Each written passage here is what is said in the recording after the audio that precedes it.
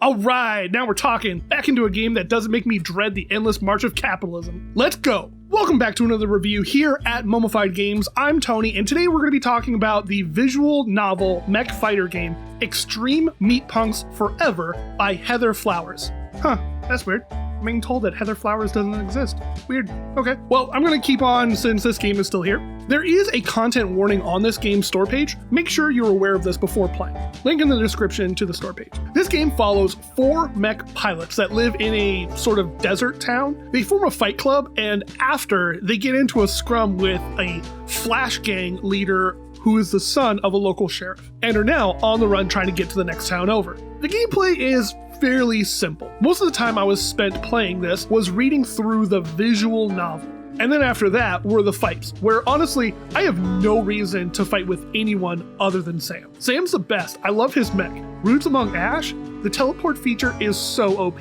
Okay, let's talk about the fights before I talk about why Roots has the best special. So the fighting in this game is straightforward. You have your mech and the enemy has theirs. You need to knock your enemy off the cliffside that you're fighting next to and win the fight. There's a circle that appears over the mechs that will slowly turn from opaque to solid, and when that happens, the mech will be knocked out for a bit. Use this time to knock the immobile mech over the edge of the cliff and win the fight. And that's where Sam shines, in my opinion. Every time you punch someone with your regular attack, you'll be pushed back and to a lesser amount as well. So Sam's special is a teleport that lets you move in close in a short amount of time. So instead of flying back and then having to walk up to your opponent and they regain a little bit of the distance as well, with Sam, you can hit them, get in there, hit them again, and get back in there. And I don't know why this fighting style got me so pumped. Maybe I've been watching too much anime and I could see the fight happening in my head. Some sort of shonen fight scene.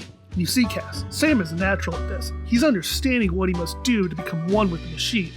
I need to just keep hitting him and not giving him a chance to recover, ending this fight quickly. I will win! Okay, well, anyway. Complaint number 1. I never get to see the mechs in the game. Give me that big or small robot, whatever their size is. I want to see what these things look like. There's a part in episode 2 where we have a fight and there's a new art that you get to see an image for the 2 pilots. But other than what we see at the start of the game, we don't get a good image of the mechs and what they look like in most of the game. Some of the special enemy mechs have different things about them, like hats or horns, but nothing to show what the team's mechs look like. Complaint number 2. There was a point where I was fighting the boss of the local gang and he got caught up in a place where 2 buildings met, and in a game about maneuvering your enemy into the right position and then knocking them off the cliff, when a character is stuck, that sucks big time. I had to restart the level and power my way through the novel part again. I like these characters. They can be a little archetypical at times, but they're not bad. Sam is quite recently dumped and isn't ready to open back up to the world yet. Brad is sort of your naive, friendly type. The story just tells us that he's good at repairing mechs. That came a little bit out of the blue.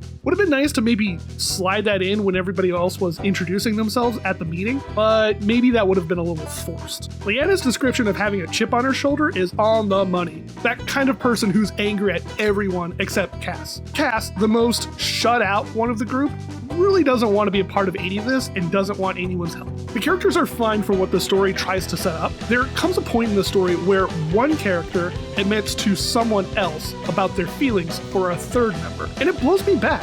Where did this come from?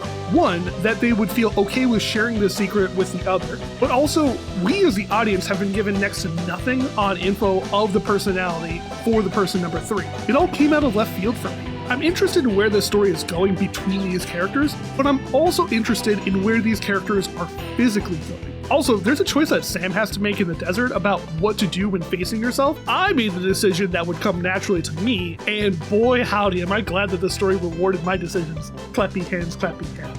Sometimes there's an area that a rock or building blocks, and it's bigger than where the image of the rock is laid out. And that can be a real pain.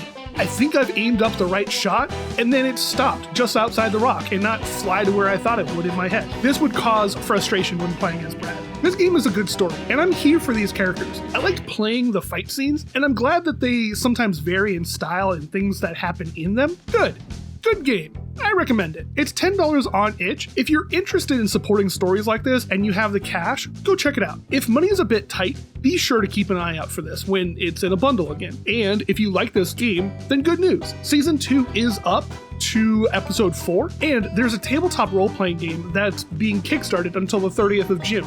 So go, wait, hold on. It's July, not June.